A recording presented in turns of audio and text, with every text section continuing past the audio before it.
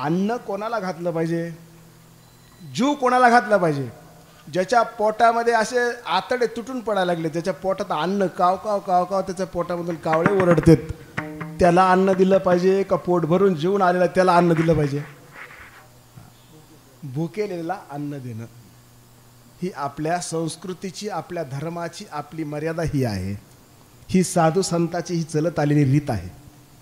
त्यामुळं तसं नसता जमान्यात सध्या आता उलट वारं वाहते. पहिल्यासारखं वारं वाहत नाही, आता वारं उलट व्हायला लागलंय. माणसं शरीरानं गेलेले असतात, शरीर संपेलं असतं, पण त्यांचा आत्मा जो असतो ना, आत्मा, तो आत्मा अमर असतो. आत्म्याला मरण नाही, या बाह्य शरीराला मरण आहे. शरीर जळून त्याची माती होती, म्हणून शरीराची होय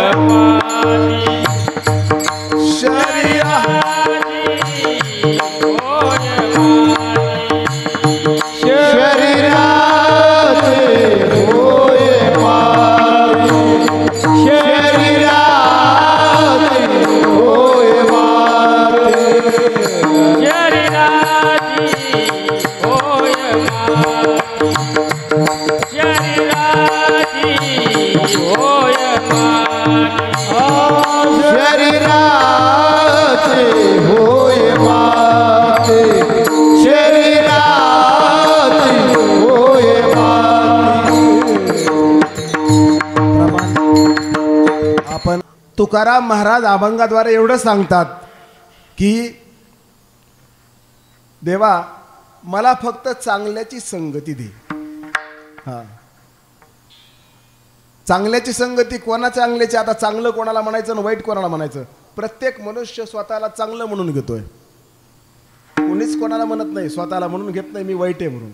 हा, प्रत्येक जण मी चांगला आहे, मी चांगला आहे, मी चांगला आहे, आणि ह्या मीपणातच गेलाय. मीपणामध्ये मी आणि माझं याच्यामध्ये आपण सगळं हे जग वाहवलंय. आणि शास्त्र सांगतं मी आणि माझं हे सोडून द्या, कारण किती माझं माझं माझं माझं म्हणलं तरी पण हे सगळं आपलं कोणाचं काहीच नाही. म्हणून तर सांगितलं नाही कुणाचे कोणी तुझे नव्हे रे कोणी, अंती जाशील एकल प्राण्या माझे माझे म्हणून, अंती जाशील एकल प्राण्या माझे माझे म्हणून. आजच आम्हाला एक जण आमचा एक जुना माणूस भेटला, सांगायला लागला देवा काय सांगा म्हणला, खूप कमवलं खूप कमवलं खूप कमवलं, पण आता असं सगळं तुमच्यासारखं शरीर खूप वयस्कर झालेला मनुष्य आणि काही ठेवलं नाही म्हणला. पोरांनी पिऊन सगळं घालविलं, राजकारणात गेलं आणि 5 एकर जमीन विकून टाकली म्हणला. 3 बाऱ्या ग्रामपंचायतला उभा राहिलं, निवडून तर आलं नाही म्हणला, 5 एकर जमीन गेली म्हणला. एवढं बेलापूर करू करू कोयत्याला जाऊ जाऊ सगळे इतके कष्ट करू करू आम्ही एवढे जमिनी घेतल्या आणि पोरांनी विकून टाकल्या. ही त्यांची नाही, तुमची सगळ्यांची, आमची सगळ्यांचीच ही काय आहे बाब आहे. आपण किती कष्ट करून कमवा, या कमवलेल्याचा फायदा आपल्याला नाही, आणि जो आपण ज्याच्यासाठी फायदा करतो तो सुद्धा त्याचाही फायदा करून घेत नाही. सध्याची जगाची रीत आहे. विठ्ठला विठ्ठला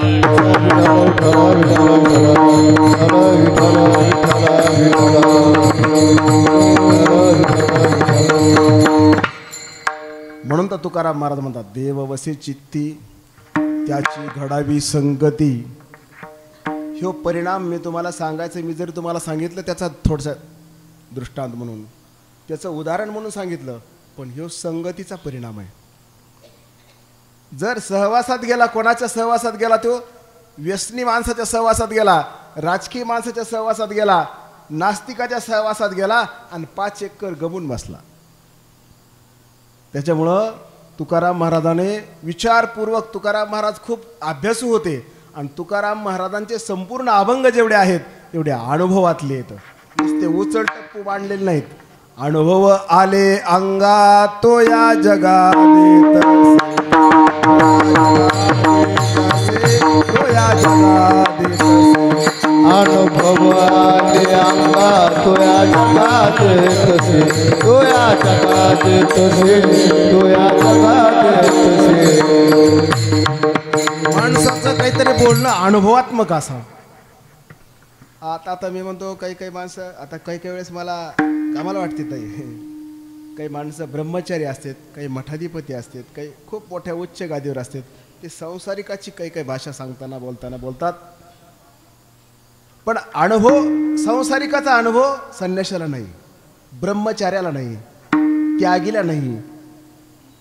संसाराचा अनुभव संसारालाच आहे, संसारिकालाच आहे. ती गोष्ट जाऊ द्या.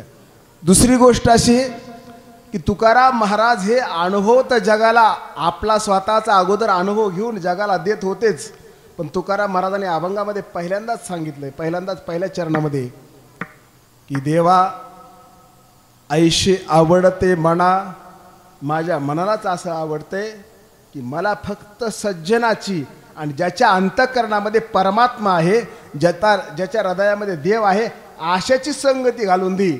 आणि एवढीच माझी वासना आहे, अन्य माझी काही इच्छा नाही. ते कोण तर हरिजन, त्या हरिजनाची माझी भेट घालून दे, जेणेकरून असे माणसं माझ्यापासून तुटू नयेत, असं तुकारामाने सरळ या अभंगामध्ये सांगितलंय. आणि या अभंगाचा अर्थ संपला असं समजा. विठ्ठला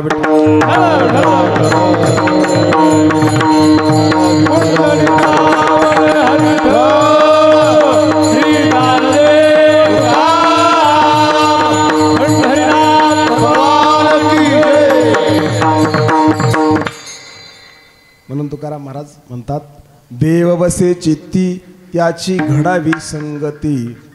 आता तुम्ही एवढे जे जुने हे टाळकरी आहेत सगळे, आमचे बापूसारखे, तुमच्यासारखे, यांच्यासारखे, जेवढे बाबाच्या सहवासातली सगळी मंडळी आहे, तुम्ही इथं मला वाटत नाही की याच्या अगोदर कधी सप्ते केले असतील.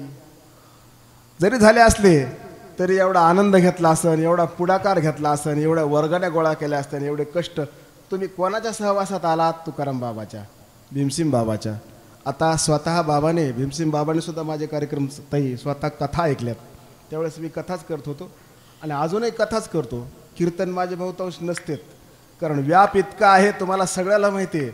कुणी मला पाहिलेलं असं नसल, पण सगळ्यांनी शिरसाचा बामन ह्या नावाने सगळ्याला माहिती असेल, गेवराई तालुक्यात तरी, बरं का.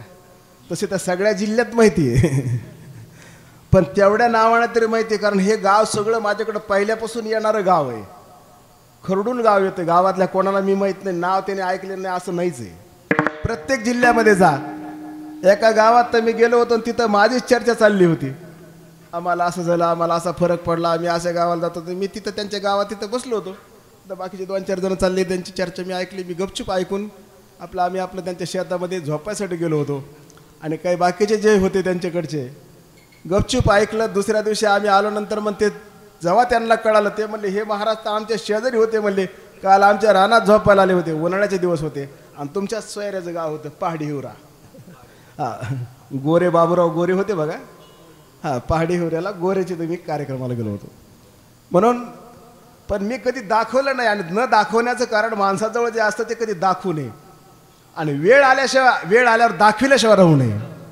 हां, आपण काय करतो, नसताना दाखवतो आणि वेळ आल्यावर मागं सरकतो.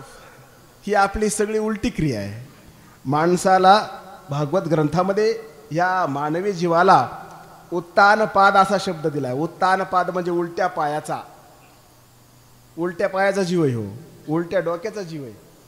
उलट्या डोक्याचा कसा आहे, जर तुम्ही आईच्या कुशीमध्ये, आईच्या पोटामध्ये हो गर्भ असताना कसा असतो, याचं डोकं खाली असतं आणि पाय वर असतात. तुम्ही गर्भधारणा जेव्हा झाल्यानंतर, जेव्हा तुम्ही गर्भामध्ये असतात ना, तेव्हा त्याचं डोकं खाली असतं आणि पाय वर असतात. म्हणून ह्यो माणूस पहिल्यापासून उलट्या डोक्याचा आहे, सुईचा नाही. झाला तर सुईचा कुठं होते, या सहवासामध्ये. तुझी ये संगती, तुझी ये संगती,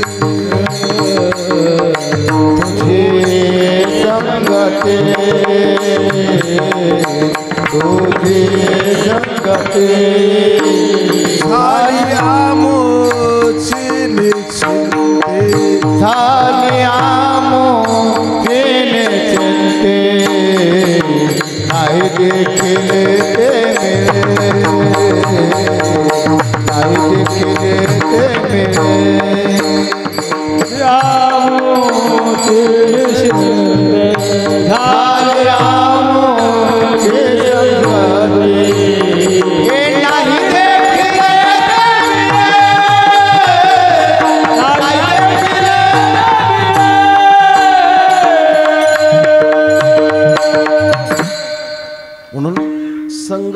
कोणाची असावी आणि कोणाच्या सहवासामध्ये कोणाच्या संगतीमध्ये जावं प्रमाण याच्यासाठी घेतलं.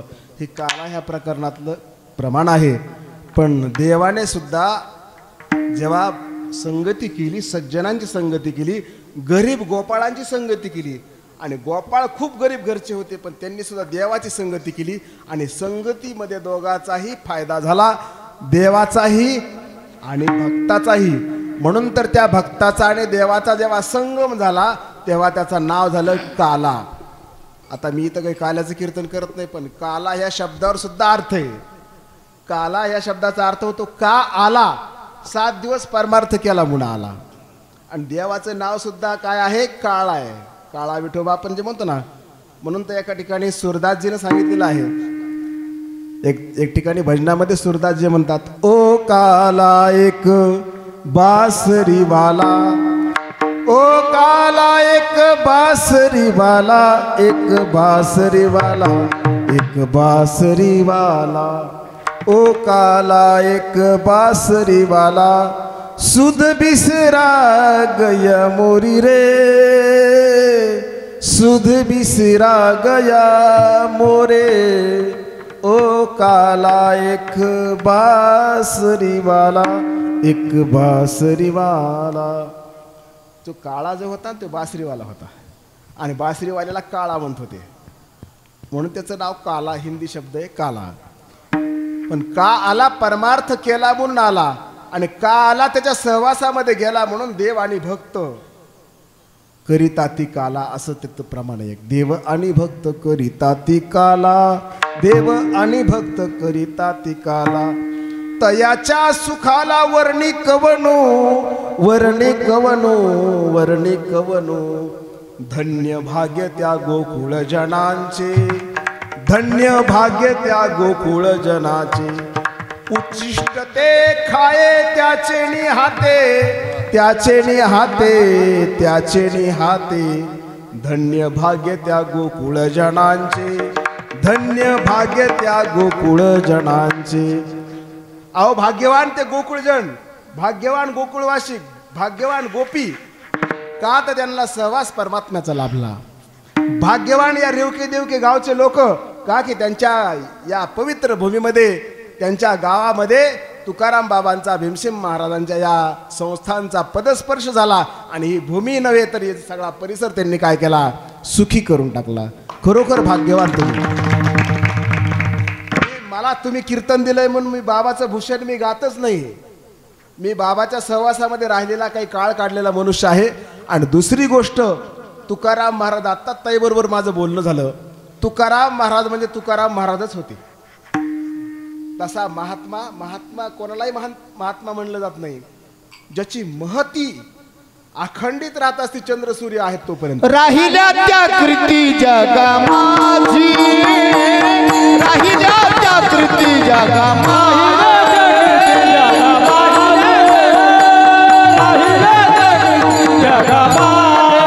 गेले दिगंबर विश्वरई होते, विश्वरई होते, गेले दिगंबर विश्वरई होते,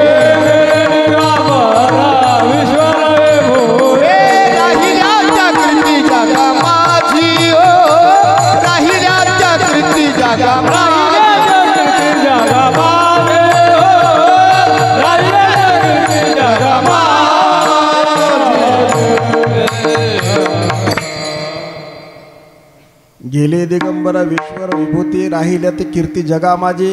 हे साधू संत जे निमित्त मात्र येत असतात आणि लवकर जात असतात, हे एक संताचं लक्षण आहे बरं का ताई. जे जास्त काळ टिकतात, जास्त काळ जगतात, ते संत आणि ते महात्मे नसतातच. ते तुमच्या आमच्यासारखे जीव असतात. आपले लोक वाट बघतात आपलेच घरचे, कस काय मरणात, कस काय मरणात, कस काय मरणात. पाहुणे यो भेटून जातात, डॉक्टर यो जात कदरून जातात, म्हणजे आता घरी घेऊन जा यांना आणि सेवा करा, हेच औषध शेवटचं तुमच्या आमच्या सगळ्यासाठी बरं का. म्हणून याच्या सहवासात, साधूच्या संताच्या सहवासात जा, घडा, यांची संगतीमध्ये तुम्ही जा आणि या संगतीमध्ये चांगलं घडा. कारण या संगतीमध्ये माणसाच्या हाल वेदना होत नाहीत. का वेदना होत नाहीत, तर एका ठिकाणी गरुड पुराणामध्ये सांगितलेलं आहे. गरुड पुराणामध्ये स्वतः भगवंताने सांगितलेलं एक वाक्य आहे. भगवान एका ठिकाणी सांगतात, जेव्हा तुम्हाला आजमिळाची कथा आहे, भागवतामध्ये सुद्धा आजमिळा श्लोक आहे. आभक्त जे का अनाचारी बांधोनी आणावे यमपुरी भक्त जनवर जावे सर्वतोपरी मम आज्ञे सर्वथा. भगवान सांगतात, जे अभक्त आहेत ना, जे भक्ती करणारे न भक्ती करणारे लोक आहेत ना, ते बांधून आणा. जे भक्ती न करणारे आहेत ना, त्यांचे हाल अपेष्टा करा. जे धर्माला हानी करणारे धर्माचे लोक आहेत, जे काही साधू संतांना त्रास देणारे लोक आहेत, जे गो हत्या करणारे लोक आहेत, अशा माणसाच्या जागेवर सुद्धा हाल करा आणि ते तसे लोक बांधून माझ्याकडे आणा. ही यमाला सांगतो कोण? भगवान. आणि जे भक्तजन वर्जावे सर्वतोपरी, जे भक्ती करतात ना, त्यांना कधीच वेदना होऊ देऊ नका, त्याचे कधी हाल अपेष्टा करू नका, त्यांना सुखी वैकुंठामध्ये घेऊन जा, असं स्वतः भगवंताने गरुड पुराणामध्ये सांगितले. आणि तेच पुन्हा आजमिळाच्या कथामध्ये भागवतामध्ये सुद्धा आलेलं आहे. त्यामुळं भक्ती करणाऱ्या माणसाने भ्यायची गरज नाही. जे हरिपाठ करते त्याला भ्यायची गरज नाही. त्याला या नेण्यासाठी यम कधीच येणार नाही. त्याला विष्णूचे दूत येतील. त्याचं खूप आगाध पुण्य झालं तर तुकाराम महाराजासारखं विमान येईन. पण या काळात सध्या विमान येऊ शकत नाही, कारण तुकाराम महाराज कुठं ना आपण कुठं. तुकारामाची महती जर पाहिलं तर म्हणे रामेश्वर भट्ट द्विजा तुका विष्णू नाही दुजा. तुकोबराय आणि विष्णू परमात्मा एक रूप आहेत असं रामेश्वर भट्टाने अनुभवाने सांगितलं, नुसतं बोलून नाही सांगितलं. आपण एखाद्याचं सांगत असताना आपल्याला अनुभव नसला तरी सांगतो अमक्याचं महत्त्व, तमक्याचं महत्त्व, तमक्याचं भूषण. पण तुकारामाचं महत्त्व इतर ग्रंथामध्ये आहे. जे पंचम वेद आपण म्हणतो, 5वा वेद म्हणून गाथा म्हणला जातो, तर तुकाराम महाराजाच्या गाथ्याची इतकी मोठी किंमत आहे की ती किंमत कशाने सुद्धा त्याची तुलना होणार नाही. म्हणून तुकिता तुलनेसी ब्रह्म तुकासी आले, त्या तुलना होणारच नाही तुकाराम महाराजाची कशाबरोबरच, असे तुकाराम महाराजांचे वाक्य आहेत. म्हणूनच तुकाराम महाराजाने सांगितलं की मला काहीच नको, देव वसे चित्ती त्याची घडावी संगती. फक्त ज्याच्या अंतःकरणामध्ये परमात्मा बसलेला आहे ना, त्याच माणसाचे रूपाचे ध्यान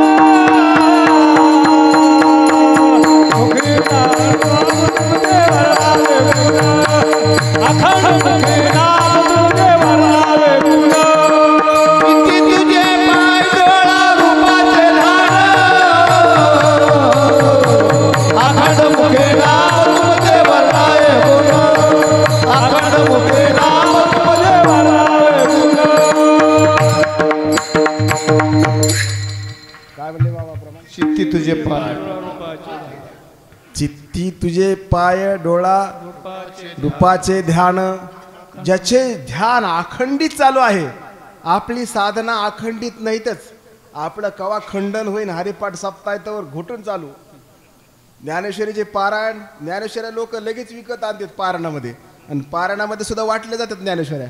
त्या ज्ञानेश्वऱ्या पुन्हा जर सांदीला पडल्या तर काही काही ठिकाणी उंदरं खातेत, काही ठिकाणी पोरं त्याचे कागद खेळायला फाडून नेतात, काही ठिकाणी कोणी पारायणालयवाले गेले की तिकडंच ज्ञानेश्वरी तिकडंच मुक्काम करते. हे सगळं आपली अवस्था अशी. आपल्यामध्ये अखंडितपणा नाही. आणि अखंड देवाची चिंतन, देवाची सेवा जर असली तरच तो ईश्वराला प्रिय आहे. ज्यावेळेस नारदाला देव सापडत नव्हते ना, तेव्हा त्या ठिकाणी नारदाने भगवंताला विचारलं, देवा तुमचा पत्ताच मला कळत नाही, तुम्ही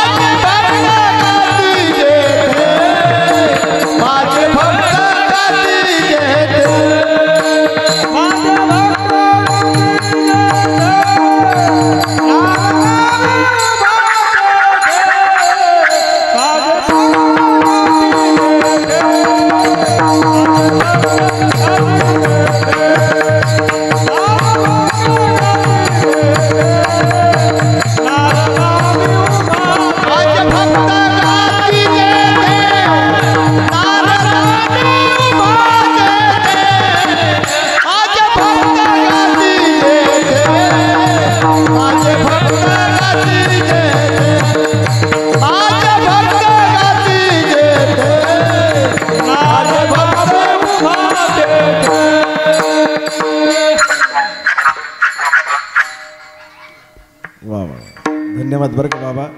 खरोखर तुमच्यासारखे माणसं म्हणजे जुन्या चाली, जुने प्रमाण आणि जुने माणसं एवढे व्यवस्थित आहेत.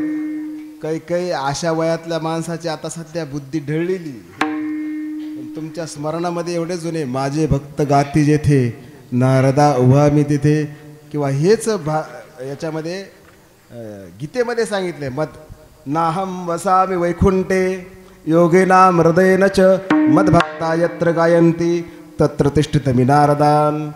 गीतेमध्ये सुद्धा भगवंताने तेच सांगितलंय. म्हणून जिथं भगवंताचं भजन चालू आहे, जिथं भगवंताचं पूजन चालू आहे, ज्याच्या हृदयामध्ये परमात्मा वसलेला आहे, ज्याच्या मुखामध्ये सदा सर्व काळ भगवान नामाचा जप आहे, आशाची संगती दे, असं तुकोबाराय पहिल्या चरणामध्ये.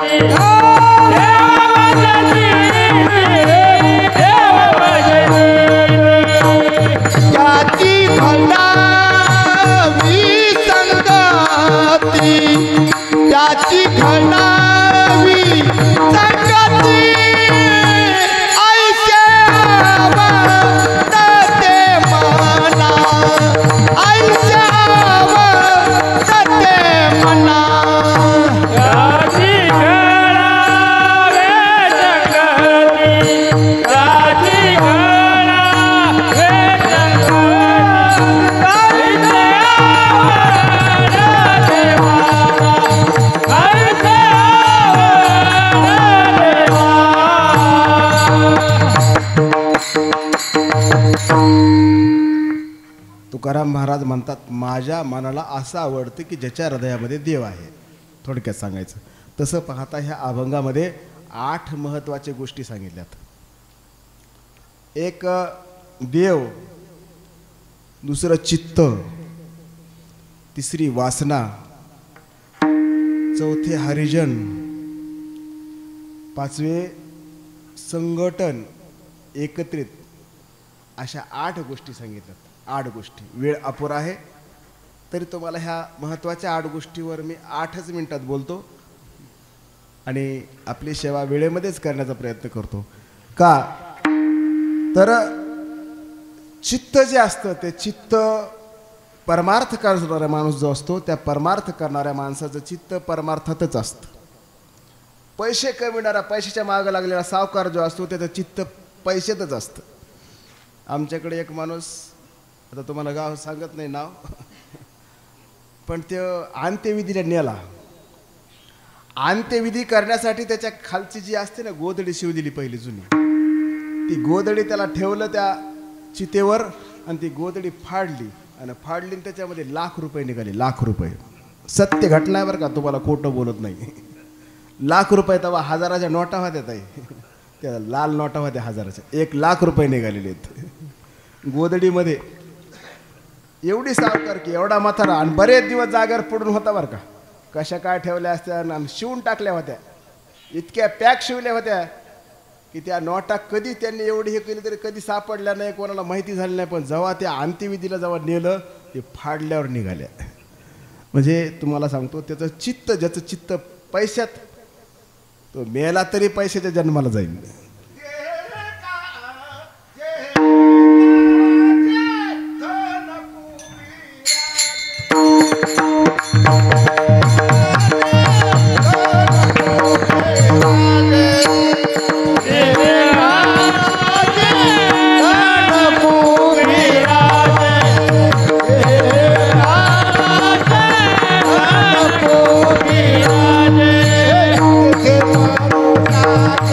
Yeah.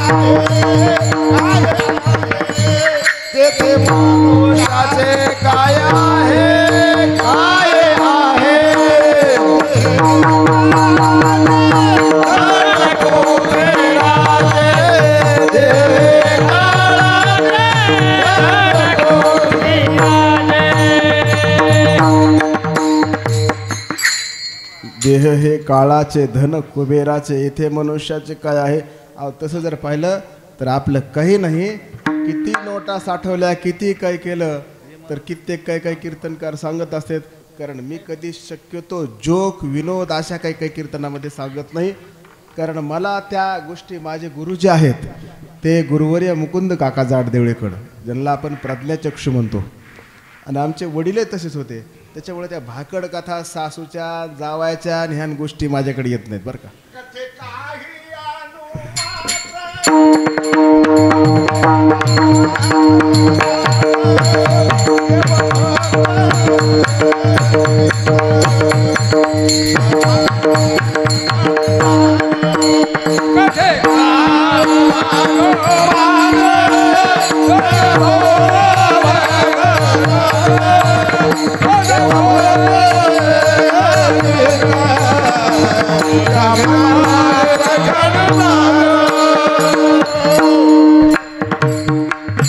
आता आपण प्रमाण थोडे कमी घेऊया.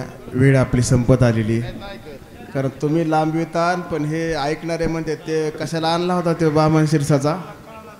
त्याला कशाला बोलले पुढच्या टायमाला त्याला बोलू नका तारीख घेऊ नका. तसं मी तारीख कोणाची घेत नाहीत आहे बरं का. कारण मी तुम्हाला आधी कीर्तनाला येण्याच्या अगोदर सांगितलं आहे मी कीर्तनाचा 1 रुपयासुद्धा पैसा कधी घेतलेला नाही घेणारही नाही.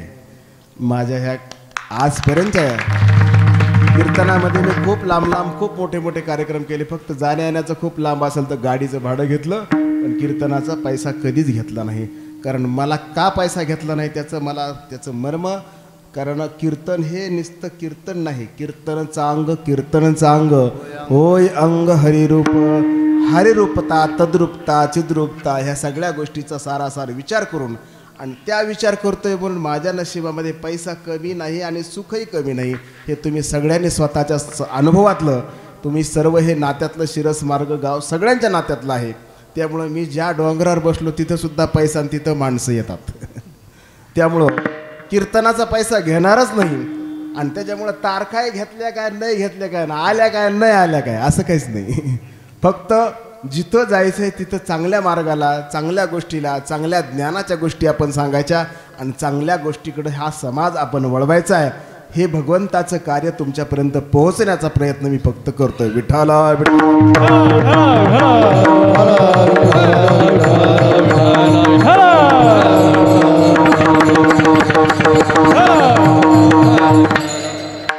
वास्तविकता कीर्तन हा खूप मोठा विषय आहे. त्याच्यावर आपल्याला इतका वेळ नाही. त्याच्यावर आपल्याकडं वेळ नसल्यामुळं आपण त्याच्यावर बोलू शकत नाही.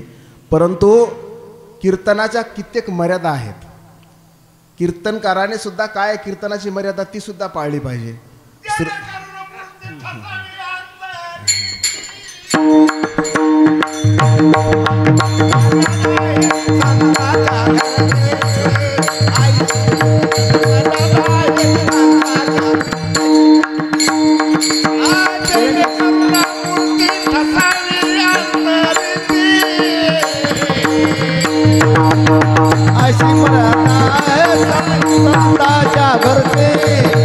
अशी मर्यादा आहे संताच्या घरची. बाबा तुमचे खूप आता प्रमाण घेऊ नका. नाही स्वभाव आहे बरोबर आहे. स्वभाव जात नाही.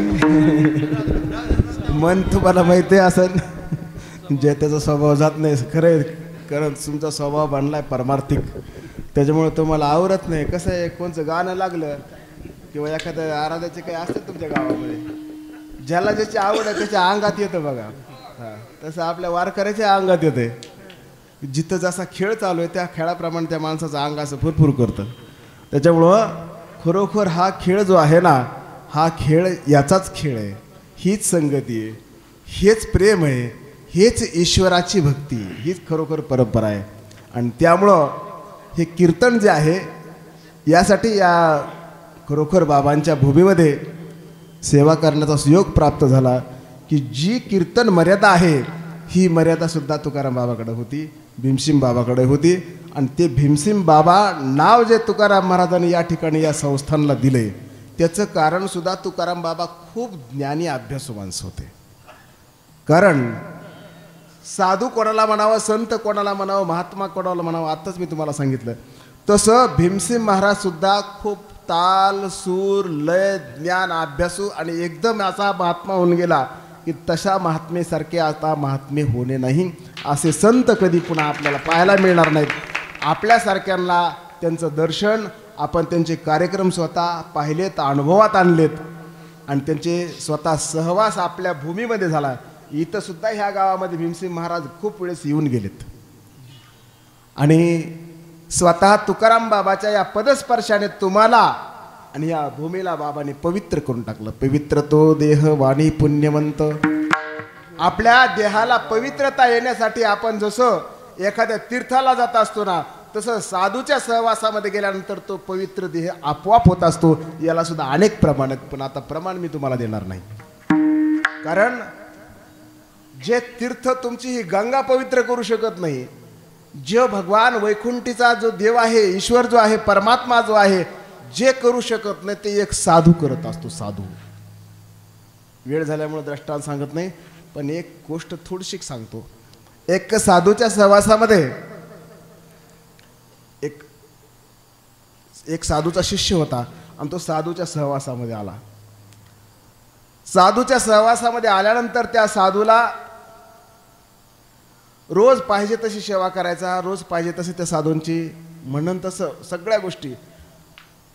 पण एके दिवशी त्याने काय केलं, साधूकडे एक परीस पाहिला. तो परीस एका डबीमध्ये ठेवलेला होता. डबीमध्ये पाहिलेला असताना त्याच्या डोळ्यात जेव्हा निदर्शनास तो परीस आला, परीस आल्यानंतर त्याने लक्षात ठेवलं, आज साधू महाराज आंघोळीला गेले, एवढा परीस घ्यायचा. परीस म्हणजे एक असं एक रत्न असतं की ती कशाला लावलं तर सोनं होतं. त्याचं लोखंडाला लावा सोनं होतं. गनिमत आता परीस राहिला नाही, नाहीतर लोकांनी कुठून आणला असता, किती पैसे देऊन आणला असता, काही करून आणला असता. पाहिला आणि तो परीस नेमका तो साधू महाराज एका स्नानासाठी गेल्यानंतर शोधू लागला.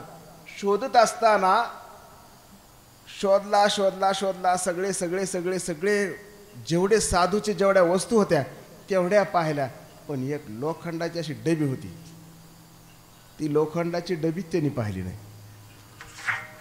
आणि पाहिली का नाही, त्याच्या जवळून त्यांनी इकडून तिकडे ठेवली, तिकडून इकडे ठेवली. त्या पसाऱ्यामध्ये त्यांनी बरेचसे सगळे साधूची झोपडी सगळी उलगडून टाकली. कुठंच परीस सापडला नाही. त्याचा एक विश्वास होता की ही लोखंडाची डबी आहे आणि ही लोखंडाची असल्यामुळे याच्यामध्ये परीस नसू शकतो.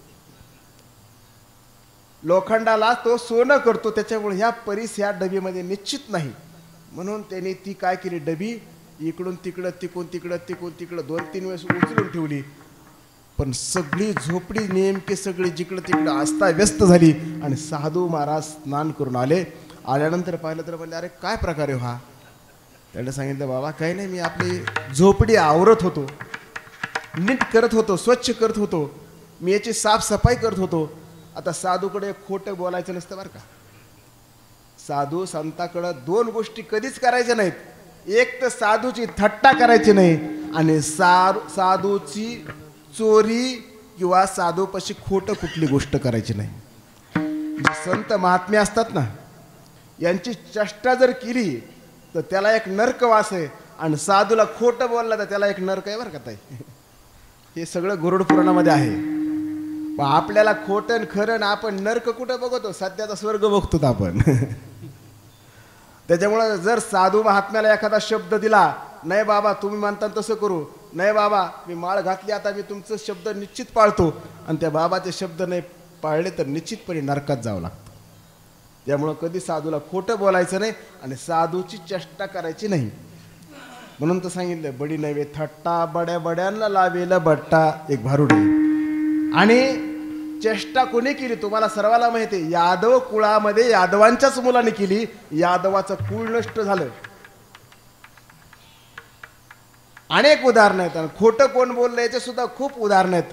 तुम्हाला खोटं कोण बोललं, स्वतः रामचंद्राची पत्नी सीता बोलली, तिला शाप दिला भगवंतानं रामचंद्रानं.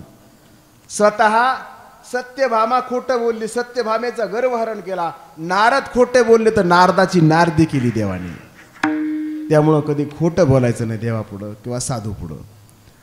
हे कोणाला, साधूला बोलले होते, देवाला नाही.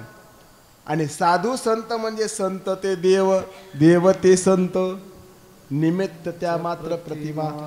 हे फक्त काय आहे, एका नाण्याच्या दोन बाजू आहेत. देव आणि संत एकच आहेत, म्हणून बाकी दुसरं काहीच नको. आणि हे काही नसताना काय असावं हे अभंगाच्या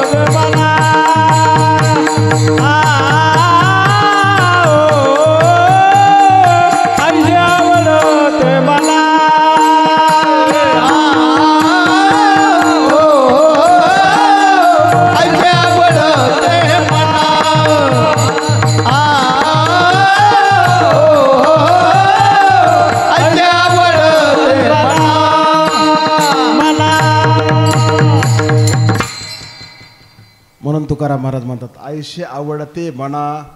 तुम्हाला दृष्टांत यासाठी सांगितला, साधूच्या सहवासात राहिला पण त्याला परीस सापडला नाही, का तर ज्ञान झालं नाही, का तर साधूवर विश्वास ठेवला नाही, साधूची चोरी करायला गेला. आणि चांगल्याच्या सहवासामध्ये गेल्यानंतर तुकाराम महाराजांनी सुद्धा या चरणामध्ये ते सांगितलं की माझ्या मनाला असं आवडतं की माझी वासना फक्त परमेश्वराच्या ठिकाणी लीन व्हावी, माझ्या हृदयामध्ये फक्त परमात्म्याचाच वास असावा आणि माझं सान्निध्य फक्त परमेश्वराजवळच असावं, एवढं त्या अभंगाच्या चरणामध्ये तुकोबारायानं मागितलेलं आहे. म्हणून आपण जी वासना असते, प्रत्येकाची वासना आहे. मरायच्या टायमाला माणसाला तर इतक्या वासना आहेत, तुम्हाला सगळ्याला माहिती आहे. जड भरत राजा हरणी गर्भा गेला, घाला तो घातला वासनेने. वासना, आता मी अभंग आपला संपलेला आहे, वेळ आपली संपलेली आहे. 2 मिनिटामध्ये मी तुमचं विठोबा रुक्माई आणि माऊलींचं भजन घेऊन आपली सेवा संपुष्टात आणणार आहे. माझ्याकडं कधीसुद्धा काही घड्याळ नसतं बरं का, पण माझ्याकडे टाईम, मी आधी फक्त कीर्तन उभा राहायच्या अगोदर मी टाईम पाहिलेला असतो आणि मी लगेच त्या वेळेत बरोबर देवाने काय मी कधी कधी कळत नाही, परमेश्वराने एवढी कृपा का केली. आत्ताच बाबाला सांगताना सांगितलं मी की देव काय काय कशामुळे एवढं दिलंय. आता तसं पाहता माझी आज इथं वास्तविकता उभा राहण्याची सुद्धा परिस्थिती, थोडा आवाजही सर्दी झाली होती, 2 दिवसामध्ये माझी तब्येतही बरी नव्हती. आणि आज सोमवारच्या दिवशी तुम्ही जेवढे बसलेलेत याच्यापेक्षा जास्त गर्दा शिरसला असतो. इतके नंबर असतात, 100, 200, 150 एवढे लोक असतात. पण तेवढ्यांबरोबर बडबड करून सुद्धा इथं आल्यानंतर इथं उभा राहिल्याबरोबर बरोबर ताकद देतो परमात्मा आणि तेवढं बोलून घेतो. वास्तविकता ह्या अभंगाचं मी चिंतन सुद्धा केलं नव्हतं, पण इथं आल्यानंतर मला कळाल्यानंतर मी अचानक संगतीचा सहवासाचा लाभ काय आहे, तुम्हाला काय आहे, या परिसराला सुद्धा काय केलंय बाबांनी खरोखर, म्हणून अभंग निवडला की देव वसे चित्ती. जिथं चित्तामध्ये देव बसलेला आहे अशाची संगती ह्या परिसराला झाली, म्हणून इथं आल्यावर इथं बसल्यावर अभंग निवडला. नाही तर कधी अभंगावरच चिंतन नसतं. कधी कधी कधी कोणी जर सांगितलं त्या अभंगावर सुद्धा बोलण्याचं. आम्ही एका ठिकाणी आळंदीला चक्री कीर्तन केलं आणि चक्री कीर्तन केलं त्यावेळेस तिथं ज्याला ज्याला जे विषय तिथले त्या महाराजांना सांगायचं हे अभंग घ्या आणि उठून उभा राहून कीर्तन करा. तसं कीर्तनात कीर्तन केलं. तर सांगायचा विषय असा, खूप मी ज्ञानी आहे असं नाही, पण संताची कृपा झाली आणि त्यामुळं संत कृपा झाली, इमारत फळाली. तुमचं फक्त कौतुक करण्यासाठी मी या प्रियंकाताई खरोखर नात्याने ती नातच आहे आमची, त्याच्यामुळं तिचं कौतुक करण्यासाठी आणि कौतुक पाहावया हो माव ब्रह्म्याने केली. ब्रह्मदेव जसा त्या कौतुक पाहायला आला होता तसा ब्रह्मदेव न येता इथं बबनदेव इथं आलेलं आहे तुमचं कौतुक पाहायला. फक्त तुमचं कौतुक पाहण्यासाठी बाबाच्या नंतर इथं काय खरोखर इतकं तुम्ही सुजलाम सुफलाम केलंय आणि हे समाज सगळा एकत्रित आणलाय आणि हा परमार्थ चालवलाय, त्याबद्दल तुम्हाला द्यावे तेवढे धन्यवाद माझ्या परीने कमी आहेत. आणि म्हणून तुमची स्तुती नाही तर हे अगणित असं वरचेवर हे कार्य वाढत जाणार आहे. मी थोडासा परिहार देताना सुद्धा थोडंसं कमी बोललो, कारण मी स्तुती कधीच कोणाची करत नाही. तर तारीख घेतलेल्या महाराजाची स्तुती, आमक्याची स्तुती, गायकांची स्तुती, वादकांची स्तुती. कारण काय आहे, स्तुती कीर्तनात सुद्धा फक्त परमेश्वराचीच करावी, कोणाचीच करू नये. पण आता घेतलेल्या तारीख ज्यांनी घेतली असती त्याचीच घंटाभर स्तुती करतात लोक, गावाची स्तुती करतात, बाकीच्या स्तुती करतात. स्तुतीने फक्त समाज संतुष्ट होतोय पण सुखी होत नाही ना, हे पहा. तुम्ही स्तुती कोणाची करता, कोणाची करा, स्तुती केल्याने समाज संतुष्ट होतो पण सुखी होत नाही. आणि समाजाला सुखी होण्यासाठी जर करायचं असेल तर स्तुती नाही, समाजासाठी फक्त काय करावं लागतं, काहीतरी कार्य करावं लागतं. त्याचंच नाव आहे कीर्तन. विठ्ठला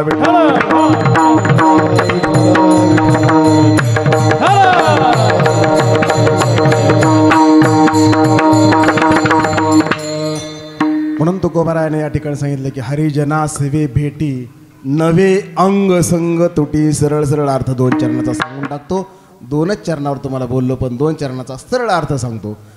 नवे अंग संग तुटी, कोणाची अंग संग तुटी होणे, हरिजना सेवे, हरिजनाची. हरिजन म्हणजे जे देवाचे भक्त आहेत, जे देवाचे भजन पूजन करणारे लोक आहेत, यांच्यापासून तुटी होऊ नये म्हणजे लांब जाऊ नये. आपल्याला तुटी सगळ्याला शब्द कळतो ना, कवा सरकी लावल्यावर, तुट पडल्यावर आपण म्हणतो ना, लय तुट पडली बघा यंदा पावसामुळं, पाऊस जास्त झाला. हे तुटी शब्द, काही काही शब्द खूप मराठी आहेत, काही शब्द संस्कृत येतं, पण ते रोजच्या आपल्या अभ्यासातले आहेत, ते रोज आपल्या वागण्यातले आहेत, व्यवहारातले आहेत ते, पण आपल्याला त्याचे अर्थ कळून घेत नाहीत आपण त्याचे. तुटी म्हणजे याच्यापासून दूर जाऊ नये, याच्यापासून तुटू नये. कशापासून? या चालू असलेल्या परमार्थापासून, चालू असलेल्या चांगल्या जीवापासून. जे आपले भक्तजन आहेत, जे भाविक जन आहेत, यांच्यापासून आम्ही तुटू नयेत असं तुकाराम महाराज म्हणतात. आणि नंतर तुकाराम महाराज शेवटच्या चरणामध्ये काय म्हणतात, नव्हे तुका म्हणे जिने भले संत संगष्टने. जो संताला सोडून जगलाय त्याचं जिणं म्हणजे जगणं खरं नाही. जो संताच्या सहवासात नाही त्याचं कुत्र्यापेक्षा बेकार जीवन आहे, थोडक्या शब्दात सांगायचं म्हणजे. आणि जो संताच्या सहवासामध्ये आहे त्याच्या जीवनाचं सगळं खरं सुख तिथं आहे असं तुकाराम महाराज शेवटच्या चरणामध्ये सांगतात. सरळ सरळ माझ्या बुद्धीला आला तसा मी अर्थ करण्याचा प्रयत्न केला. म्हणून या ठिकाणी मोडक्या तोडक्या भाषेमध्ये आहे त्या परिस्थितीमध्ये, आणि जशी करता आलं मी तसा खानदानी कीर्तन करणार नाही, व्यवसाय पण नाही, फक्त दिलेली जी आहे ईश्वराने बुद्धी आणि तुमच्या सर्वजणांची, ह्या अशा वडीलधाऱ्यांची, सज्जन सर्व जे येतात लोक, काही काही लोकांना मी सांगत असतो माझ्याकडं काहीच नाही, जे तुम्ही जे येतात तुम्ही माझे आशीर्वाद घेतात, मी तुमचेच आशीर्वाद तुम्हाला परत देतो. तसं परमार्थच असा असतो. तुम्ही पहा, पंढरपूरला गेल्यानंतर एकमेकाच्या, पंढरीच्या लोका नाही अभिमान पाया पडे जन एकमेका. तसं आपण सगळे एकच आहेत आणि एकतेनं राहावं, एकतेनं वागावं. आता सध्या समाज किती विखुरला गेला याचं सांगायची काही गरज नाही, त्या बाकी कशावरच बोलणार नाही. फक्त एकत्रित राहा, एकीनं राहा, आणि निदान परमार्थिक माणसाने तरी परमार्थिकाची निंदा करू नका, परमार्थिक माणसाने तरी परमार्थिकाचा द्वेष करू नका, वैर करू नका. आणि त्याच्यासारखं पातक दुसरं कुठलंच नाही. भागवतामध्ये, अन्य ग्रंथामध्ये भागवतामध्ये श्लोक आलेला आहे. नारदाला भगवंताने भागवतामध्ये सगळ्या 18,000 श्लोकामध्ये 2च गोष्टी सांगितल्या की परोपकाराय पुण्याय पापाय परपीडिनम. 18 पुराणेषु, 18 पुराणामध्ये, भागवतामध्ये नाही 18 पुराणामध्ये, कारण सुभाषितकाराचा श्लोक आहे. आता माझ्या काही काही पाठ झालेलं ते की केव्हा पाठ केलं, नुसतं वाचलं की पाठ झालं समजायचं, काही काही पुस्तकं नुसते पाहिले कीच पाठ झालेत असे. म्हणून 18 पुराणेषु व्यासस्य वचनद्वयम परोपकाराय पुण्याय पापाय परपीडिनम. 18 पुराणामध्ये भगवान सांगतात की परोपकार हे मोठं पुण्य आहे आणि परपीडा हे मोठं पाप आहे. आपण ह्या दोन गोष्टी नेमक्या उलट्या करतो. आपण लोकाला परपीडा करतो आणि त्याचं पुण्य समजितो. हा आणि परोपकार तर काही करत नाहीत. आपण सगळी उलटी क्रिया करतो. पण परपीडा कधीच कोणाला करू नका, शेजाऱ्याला करू नका, गावात्याला करू नका, परमार्थिकाला करू नका. ही परपीडा जी आहे ना, आपल्या दुःखाला, तुम्हाला दुःख द्यायला देव सुद्धा रिकामा नाही. हे दुःख तुम्हीच घेता तुमचंच हाताने. आपल्याच हाताने ओढवलेलं दुःख आपल्याकडं आपण येतंय, तेच आपण भोगतो आणि त्याचे भोग आपल्याला भोगावे लागतात.